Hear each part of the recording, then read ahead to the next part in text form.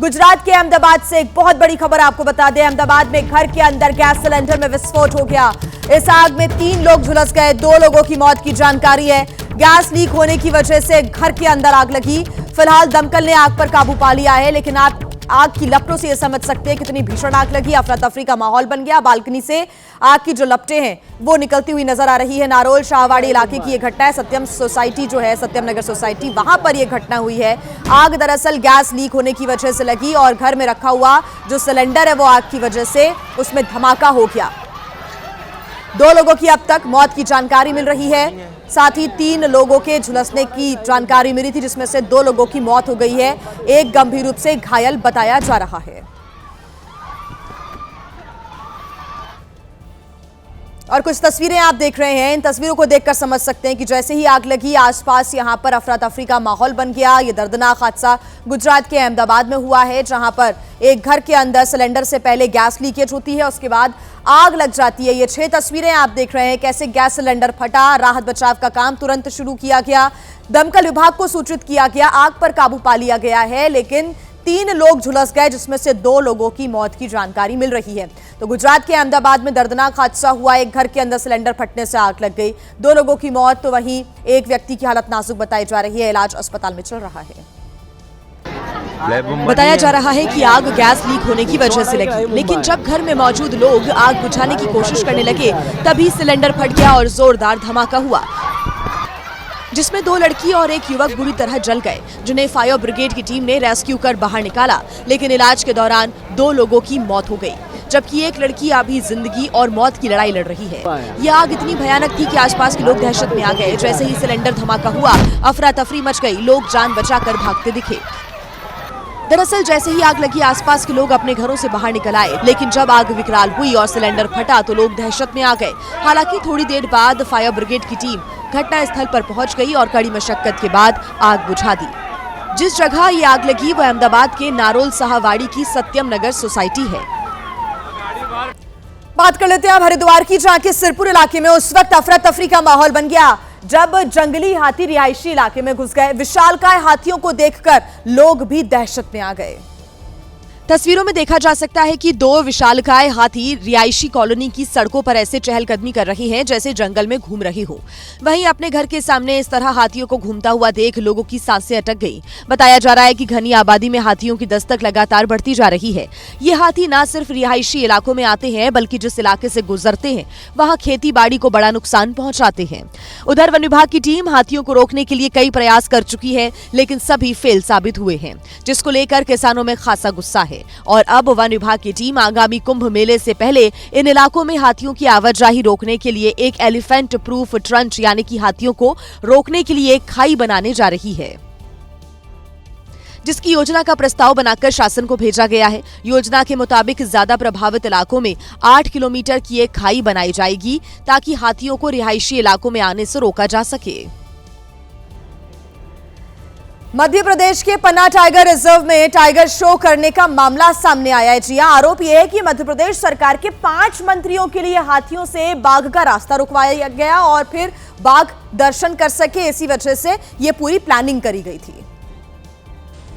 आरोप है कि सफारी के दौरान नियमों के विपरीत पहले बाघ को लोकेट किया गया और फिर 2 हाथियों की मदद से उसकी घेराबंदी कर वीआईपी को दिखाया गया। 9/12/2025 को जो खजुराहो में कैबिनेट की बैठक हुई थी, इसमें मुख्यमंत्री महोदय भी आए हुए थे और बाकी मंत्रीगण भी आए थे, तो उसमें से 5 मंत्रीगण ने पन्ना टाइगर रिजर्व में टाइगर को हाथियों से घेर करके और उनको देखा है। जानकारी के अनुसार पन्ना टाइगर रिजर्व में हुई इस सफारी में मंत्री प्रहलाद पटेल, लखन पटेल, दिलीप अहिरवार, विजय शाह और इंदर सिंह परमार शामिल थे। हाथी दिखे हमको, वहाँ कई प्रकार के जानवर दिखे, टाइगर दिखा, लेकिन कहीं भी किसी के पीछे हाथी लेकर कोई नहीं घूम रहा था। सर वीडियो वायरल हुई है सोशल मीडिया पे लगातार। नहीं, पता नहीं मेरा। हम जब थे, हमको तो नदी के किनारे किनारे आते हुए टाइगर दिखा है, उसके पहले हाथियों का झुंड दिखा, और जब हम आगे गए तो चीतल और आदि बहुत जानवर वहाँ दिखे हैं। जब से ये वीडियो सामने आया है, तब से पन्ना टाइगर रिजर्व का प्रबंधन अपना दामन बचाने में लगा है। जिम्मेदार अधिकारी अपना पक्ष भी नहीं रख रहे हैं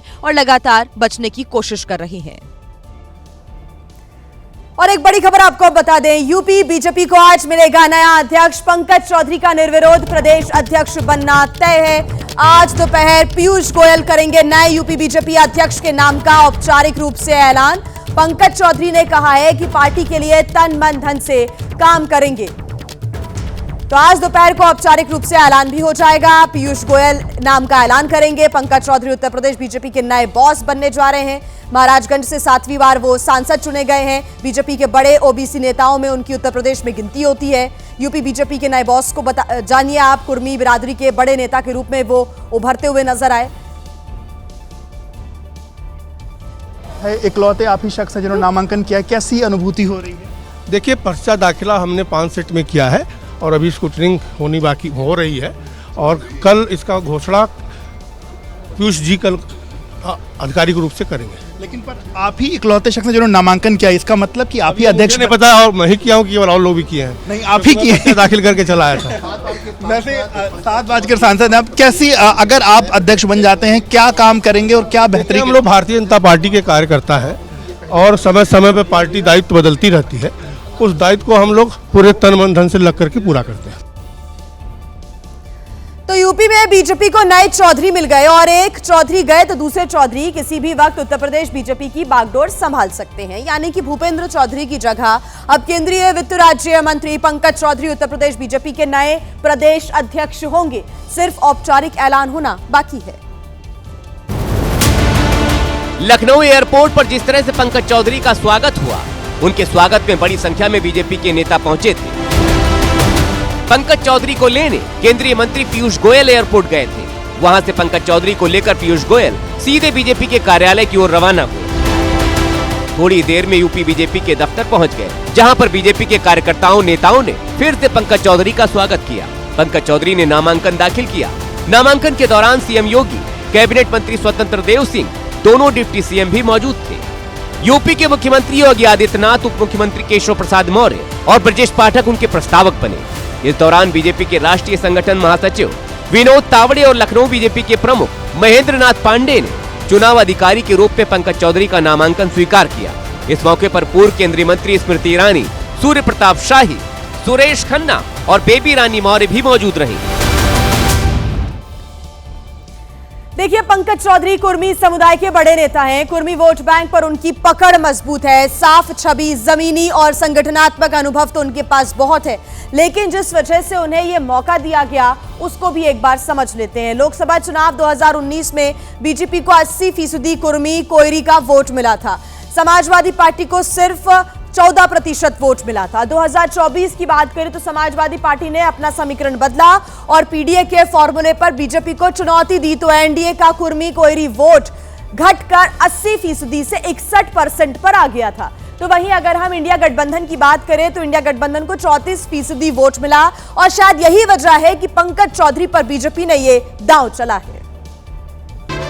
कुर्मी समाज का होने की वजह से पीडीए के प्रभाव को कम करने में मददगार साबित हो सकते हैं। वो केंद्रीय नेतृत्व के काफी करीबी माने जाते हैं। 2 साल पहले गोरखपुर में रोड शो के दौरान पीएम नरेंद्र मोदी पैदल ही चलकर गलियों से होते हुए पंकज चौधरी के घर पहुंचे थे। प्रधानमंत्री बिना किसी पूर्व निर्धारित कार्यक्रम के ही समय निकालकर पंकज चौधरी के घर पहुंच गए। पंकज चौधरी के घर का रास्ता सकरा होने की वजह से प्रधानमंत्री का काफिला 200 मीटर दूर ही रुक गया था। वहां से प्रधानमंत्री, राज्यपाल आनंदीबेन पटेल और मुख्यमंत्री योगी आदित्यनाथ के साथ पैदल चलकर उनके आवास पर पहुंचे थे। यही नहीं, 30 मई 2024 को लोकसभा चुनाव के दौरान महाराजगंज में सभा करने आए गृह मंत्री अमित शाह ने पंकज चौधरी के लिए बड़ा बयान दिया। आप पंकज जी को सांसद बनाइए, उनको बड़ा आदमी बनाने का काम भारतीय जनता पार्टी करेगी। महाराजगंज वालों, ये पंकज जी देश के सबसे अनुभवी सांसदों में से, देखने में ऐसे सज्जन दिखते हैं मगर भारी प्राणी है भाई। शाह ने पंकज चौधरी के बारे में आगे कहा, दिया लेकर खोजने पर भी ऐसा सांसद नहीं मिलेगा। तो देखिए, 2024 के लोकसभा चुनाव में जीत की हैट्रिक लगाने वाले पंकज चौधरी अभी केंद्र में वित्त राज्य मंत्री हैं और यहां तक पहुंचने के लिए पंकज चौधरी ने लंबा सफर किया है तय। 1989-90 में गोरखपुर नगर निगम के वो पार्षद रहे हैं और उसके बाद 1990 और 91 में गोरखपुर नगर निगम के डेप्यूटी मेयर बने। 1991 में पहली बार लोकसभा चुनाव जीतकर वो संसद पहुंचे और 1996 में भी लोकसभा चुनाव जीतकर दोबारा सांसद बने। 1998 में तीसरी बार लोकसभा चुनाव लड़े और जीते भी। 2004 में भी लोकसभा चुनाव जीतकर चौथी बार संसद पहुंचे और मई 2014 में पांचवी बार जीतकर सांसद बने। मई 2019 में छठी बार लोकसभा सांसद चुने गए और जुलाई 2021 में केंद्रीय वित्त राज्य मंत्री बनाए गए। जीत का सिलसिला मई 2024 में भी जारी रहा और सातवीं बार सांसद बने और दूसरी बार केंद्रीय मंत्री बने। तो देखिए, उत्तर प्रदेश में बीजेपी की वापसी का साल 2014 का चुनाव रहा। करीब दशक भर से ज्यादा के वनवास के बाद उत्तर प्रदेश में बीजेपी की जबरदस्त वापसी हुई थी और उस वक्त लक्ष्मीकांत वाजपेयी प्रदेश अध्यक्ष थे। बीजेपी लोकसभा में 71 सीटें जीती थी। 2017 में जब केशव प्रसाद मौर्य अध्यक्ष थे तब बीजेपी को प्रदेश में सत्ता मिली थी और 2019 की बात करें जब महेंद्र पांडे प्रदेश अध्यक्ष थे तब बीजेपी ने लोकसभा में 63 सीटें हासिल की थी। 2022 में स्वतंत्र देव सिंह अध्यक्ष थे और बीजेपी प्रदेश की सत्ता में वापसी की और 2024 के चुनाव के वक्त कमान भूपेंद्र चौधरी के हाथ में थी, लेकिन पार्टी का परफॉर्मेंस बीते चुनाव के मुकाबले खराब था। आज औपचारिक ऐलान हो जाएगा और पंकज चौधरी उत्तर प्रदेश में बीजेपी के नए बॉस बन जाएंगे। खबरों में आगे बढ़ते हैं, अब आपको दिखा देते हैं राज्यों की टॉप 5 बड़ी खबरें।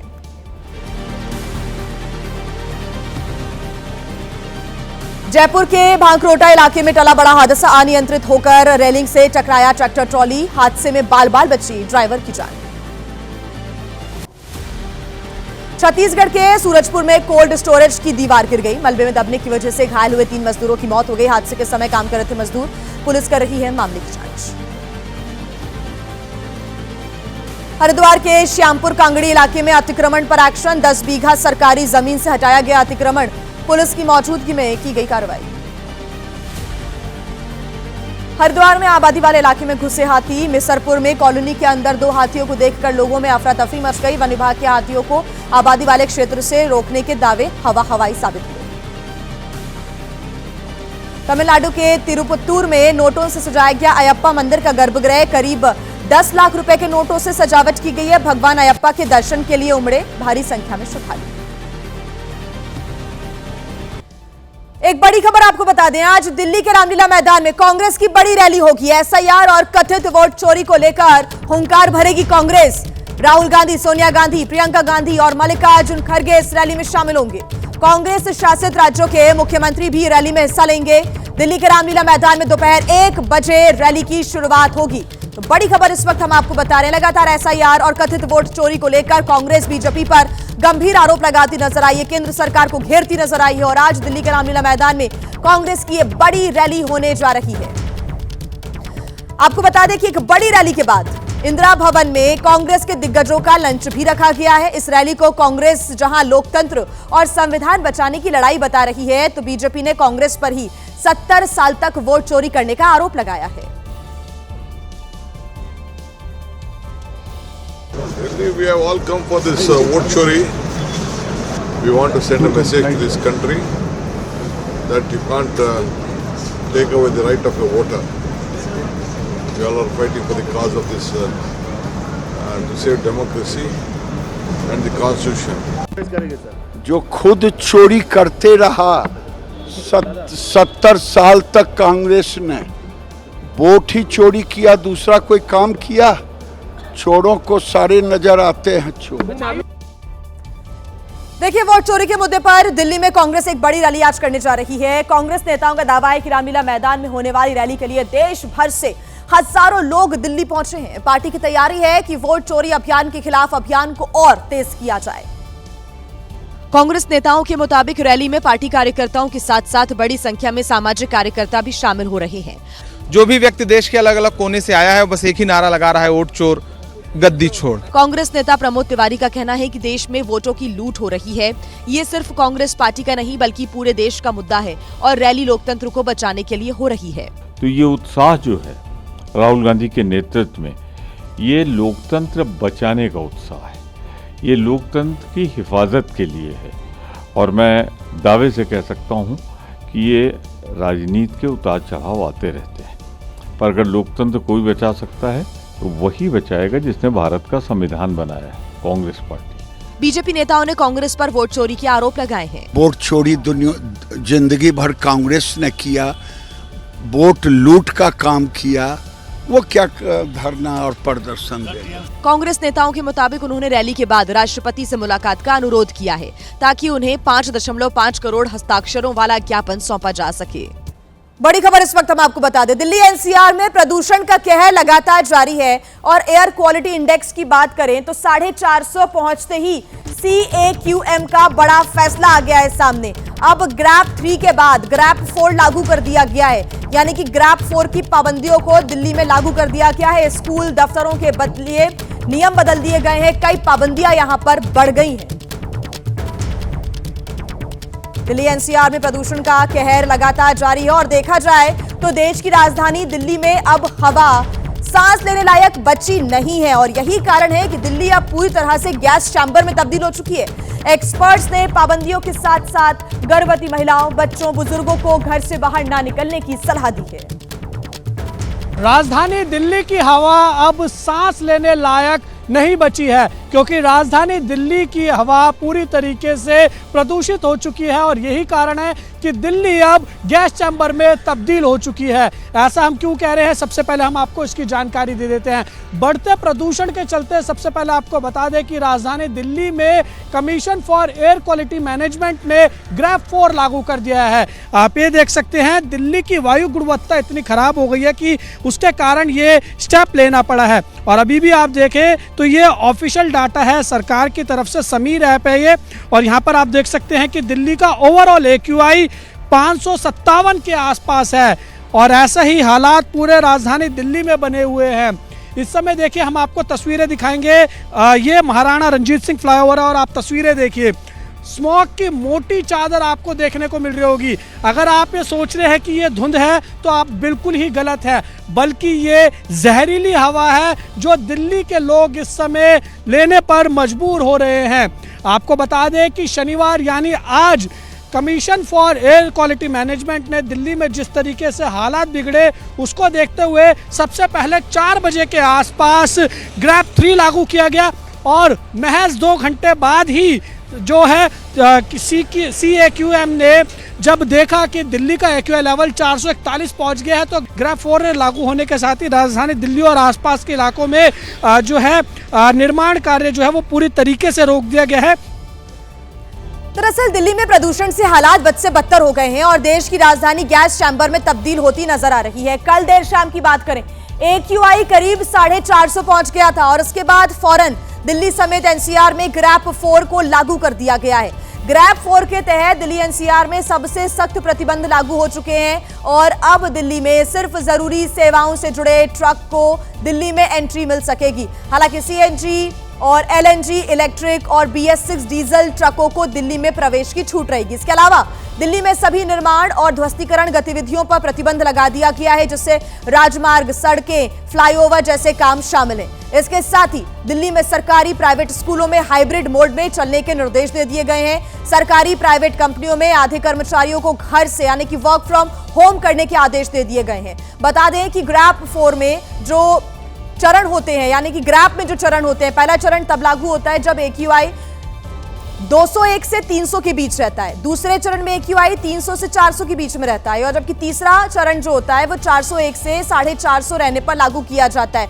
चौथे चरण में AQI 450 से अधिक होने पर इसे अमल में लाया जाता है और जब कल AQI 450 के पार पहुंचा तो तुरंत ही ग्रैप 4 की पाबंदियां लागू कर दी गई। दिल्ली में ग्रैप 4 लागू होने पर कांग्रेस ने बयान दिया है। बड़ी खबर आपको बता दें, दिल्ली में कांग्रेस की रैली के चलते फैसला लिया गया है। ये देवेंद्र यादव ने कहा है, दिल्ली में कांग्रेस कार्यकर्ताओं की बस ना पहुंचे इसलिए इन पाबंदियों को तुरंत लागू कर दिया गया। कांग्रेस ने आरोप लगाए मौजूदा सरकार भी आम आदमी पार्टी की तरह ही काम कर रही है। देख रहे हैं कि दिल्ली इस समय पूरी तरीके गैस चैम्बर में तब्दील हो चुकी है। अभी भी देखिए कितना स्मॉग दिल्ली में देखने को मिल रहा है और अब दिल्ली में जिस तरीके से हालात खराब है, ग्रैप 4 को लागू कर दिया गया। देखिए ग्रैप 4 और ग्रैप 3 की जहाँ तक बात है, ये बहुत पहले लग जाना चाहिए था क्योंकि समस्या का जब तक जड़ से आप उसको सफाया नहीं करेंगे तब तक ये समस्याएं आती रहेंगी। ये सरकार पहले भी इस डेटा को मैनिपुलेट करती रही और इस ग्रैप 3 या ग्रैप 4 या जो भी प्रिकॉशनरी मेजर्स लेने चाहिए थे उनसे अवॉइड करती रही। लेकिन आज हालात बद से बदतर हुए हैं, लेकिन कहीं ना कहीं इसमें मैं एक पॉलिटिकल रीज़न भी सामने देखता हूँ। कल आज जब महारैली वोट चोरी के खिलाफ है, तो कहीं ना कहीं आज ग्रैब 3 और ग्रैब 4 चंद घंटों के अंदर लगाना ये जरूर दर्शाता है कि ये सरकार जो है इस महारैली से भी डरते हुए ग्रैब 4 लगाने का काम कर रही है, ताकि बसें जो हैं वो समय पर नहीं पहुंच सकें, उनको रोक दिया जाए। जब बीजेपी विपक्ष में हुआ करती थी तब लगातार सवाल उठाया करते थे कि हम सत्ता में आएंगे तो हम बदलेंगे, लेकिन अब सत्ता में भी वो आ चुके हैं और अब जिस तरीके से चुप्पी साध रखी है, कोई कुछ नहीं बोल रहा है बीजेपी की तरफ से, उस पर आप क्या कहें? 2 दिन अगर साफ हो जाता है मौसम, तब ये प्रचारित किया जाता है कि जो मुख्यमंत्री हैं वो सड़कों का चार्ज ले रही हैं, और जैसे ही मौसम फिर खराब होता है तो आप गायब हो जाती हैं। तब जिम्मेदारी पिछली सरकारों की, चाहे वो कांग्रेस की हो, आम आदमी पार्टी की, तय होनी शुरू हो जाती है। एक तरफ बयानबाजी भी हो रही है, दूसरी तरफ राजधानी दिल्ली की जनता परेशान हो रही है, क्योंकि देश की राजधानी दिल्ली गैस चैम्बर में तब्दील हो गई है और यहां की हवा सांस लेने लायक नहीं बची है। हवा की गुणवत्ता लगातार खराब हो रही है। एयर क्वालिटी इंडेक्स हर दिन नया रिकॉर्ड बना रहा है। शनिवार को राजधानी दिल्ली में AQI लेवल 450 को पार कर गया, जिसके कारण दिल्ली में महज 2 घंटे के अंदर ग्रैब 4 यानी commission for air quality management को लागू करना पड़ा। बढ़ते प्रदूषण के चलते सबसे पहले आपको बता दें कि राजधानी दिल्ली में commission for air quality management ने ग्रैब 4 लागू कर दिया है। आप ये देख सकते हैं, दिल्ली की वायु गुणवत्ता इतनी खराब हो गई है कि उसके कारण ये स्टेप लेना पड़ा है। और अभी भी आप देखें तो ये ऑफिशियल डाटा है सरकार की तरफ से, समीर ऐप है ये, और यहाँ पर आप देख सकते हैं कि दिल्ली का ओवरऑल AQI 557 के आसपास है। दिल्ली के आनंद विहार, जहांगीरपुरी, बवाना में तो हालत इतने खराब हो गए कि इन इलाकों का AQI 490 को भी पार कर गया। दिल्ली की हवा इतनी जहरीली हो चुकी है कि ग्रैब 4 के अंतर्गत जो पाबंदियां लगाई गई हैं, उसमें 10वीं और 12वीं को छोड़ बाकी क्लासेस को हाइब्रिड मोड पर चलाने के निर्देश दिए गए हैं। तो वहीं गर्भवती महिलाओं को, बच्चों को और बुजुर्गों को घर से बाहर न निकलने की सलाह दी गई है। मतलब खुली हवा में सांस लेना खतरे से खाली नहीं है। देखिए, इस वक्त दिल्ली NCR में लोगों पर प्रदूषण की मार पड़ रही है। ग्रेटर नोएडा में तो आलम यह था कि AQI 700 के पार हो गया। यहां की हवा अत्यंत खतरनाक श्रेणी में पहुंच गई है। इसको देखते हुए फौरन ग्रैब 4 की जो पाबंदियां हैं उनको लागू करने का फैसला लेना पड़ा। दिल्ली NCR में पॉल्यूशन का स्तर बेहद ही खराब स्थिति में पहुंच गया है। हम अभी नोएडा के टुना हाईवे पर मौजूद हैं। यहाँ पर हम तस्वीरों के माध्यम से आपको दिखाएंगे किस तरह से जो पॉल्यूशन और जो स्मॉग और फॉग है उसने पूरे दिल्ली NCR को अपनी चपेट में ले लिया है। तस्वीरों में आप देखेंगे जो वाहनों की रफ्तार है काफी धीमी दिखाई दे रही है। देखिए, जो यहाँ पर जो हाईवे के किनारे जो पेड़ हैं वो काफी धुंधले दिखाई दे रहे हैं और जो वाहनों की रफ्तार भी है काफी धीमी है, क्योंकि सड़क पर विजुअलिटी काफी कम दिखाई दे रही है। जिस तरह से जो ठंड ने भी दस्तक दी है और फॉग भी है, स्मॉग भी है, तो कहीं ना कहीं ये कह सकते हैं कि जो वाहनों की रफ्तार है सड़क पर वो काफी धीमी दिखाई दे रही है। और आइए अब खबरों में आगे बढ़ते हैं। बात करेंगे तमिलनाडु की, जहां के तिरुपत्तूर में अयप्पा मंदिर को नोटों से सजाया गया। मंदिर को सजाने के लिए 10 लाख के नोटों का इस्तेमाल किया गया था और इसके बाद अयप्पा मंदिर का गर्भगृह बहुत ही भव्य नजर आया। मंदिर के गर्भगृह को देखने पर एक बार को तो यही लगेगा जैसे सजावट किसी और चीज से की गई है, लेकिन ध्यान से देखने पर नजर आ रहा है कि मंदिर की भव्य सजावट में 20, 50, 100 और 500 रुपए के नोट का इस्तेमाल किया गया है। भगवान के चरणों से लेकर वेदी तक और गर्भगृह में चारों तरफ नोट से कलश और कई तरह की आकृतियां बनाई गई थी। इनके बीच विराजमान भगवान अयप्पा की मूर्ति बहुत ही भव्य नजर आ रही थी। दरअसल वानियम्बादी कचेरी रोड पर मौजूद श्री धर्म संस्था अयप्पा मंदिर में कई खास सजावट की चीजें चढ़ाने की परंपरा है। ऐसे में कार्तिकाई महीने के आखिरी शनिवार रुपयों के नोट से खूबसूरत सजावट की गई थी। वानियम्बादी और उसके आसपास के इलाकों से हजारों आम लोग मंदिर पहुंचे और दर्शन कर भगवान का आशीर्वाद लिया। और आइए खबरों में आगे बढ़ते हुए बात करते हैं उत्तर प्रदेश के बिजनौर की, जहां पर लोग आवारा कुत्तों के हमले से परेशान हैं। यहाँ एक खेलते हुए बच्चे को आवारा कुत्ते ने निशाना बनाया। वो तो गनीमत रही कि हमले के वक्त वहां पर कई लोग मौजूद थे, जिसकी वजह से बच्चे की जान बच गई। घटना हल्दौर थाने के झालू इलाके की है। यहाँ एक मंदिर के पास कई लोग धूप सेकते हुए आपस में बातें कर रहे थे। इन्हीं के बीच एक बच्चा खेल रहा था और आवारा कुत्ता भी वहीं बैठा हुआ था। बच्चा अपनी धुन में मस्त होकर खेलते खेलते जैसे ही कुत्ते के नजदीक पहुंचा, शांत बैठे कुत्ते ने बच्चे पर उछलकर हमला कर दिया। मौके पर हड़कंप मच गया। बच्चा जमीन पर गिरा हुआ था। कुत्ता लगातार उसे काट रहा था। बच्चे को छुड़ाने के लिए लोग दौड़े तो कुत्ता बच्चे को छोड़कर भाग निकला। समय न गवाते हुए लोग तुरंत ही बच्चे को लेकर इलाज के लिए पहुंचे। फिलहाल बच्चे की हालत स्थिर बताई जा रही है और उसे इलाज के लिए दिल्ली रेफर किया गया है। राजस्थान के डीडवाना में 2 बेटियों के पिता नहीं रहे तो सरकारी स्कूल का स्टाफ मां बाप और परिवार बन गया। ललासरी गांव के स्कूल में बारात आई। स्कूल स्टाफ और 3 गांव के लोगों ने मिलकर शादी की पूरी देखरेख की। गांव के स्कूल में काम करने वाली बेटियों की शादी थी। पिता नहीं थे, लेकिन स्कूल और गांव के लोगों ने परिवार की कमी महसूस नहीं होने दी। स्टाफ ने पूरी जिम्मेदारी संभाली। स्कूल के बच्चों ने बारातियों को खाना खिलाया और 3 गांव के लोग घराती बनकर शादी में शामिल हुए। स्थिति इस प्रकार की बनती है कि पिछड़े तबके से है कि पिताजी हैं नहीं, मोटा मोटी जो घर का निर्वाह है वो इन बच्चियों के द्वारा किए गए कार्यों के कारण से ही होता है। इस प्रकार की परिस्थिति की चर्चा गांव में भी है और स्कूल में भी है। पहल इस प्रकार से बनती है कि विद्यालय स्टाफ ने चर्चा की क्यों न पूजा दीदी का विवाह विद्यालय के अंदर आयोजित किया जाए। स्कूल में ही दोनों बहनों की बारात आई। स्कूल में ही दोनों बहनों से शादी से जुड़ी रस्में पूरी की गई और स्कूल और गांव के लोगों ने मिलकर दोनों बेटियों को पिता और परिवार की कोई कमी महसूस नहीं होने दी। और आइए फटाफट अंदाज में आपको दिखा देते हैं राजनीति से जुड़ी हुई टॉप 5 खबरें।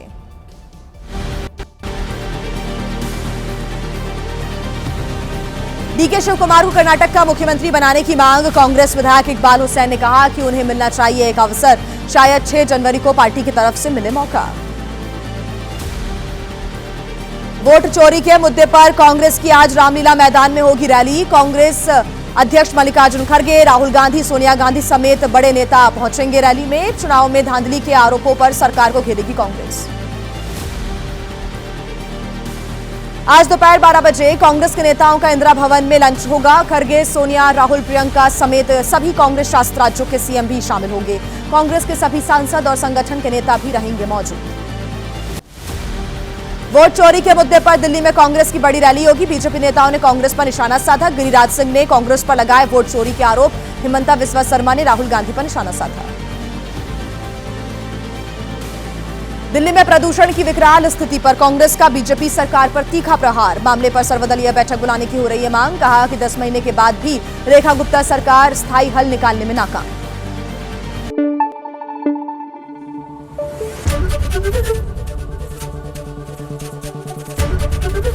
एबीपी न्यूज आपको रखे आगे।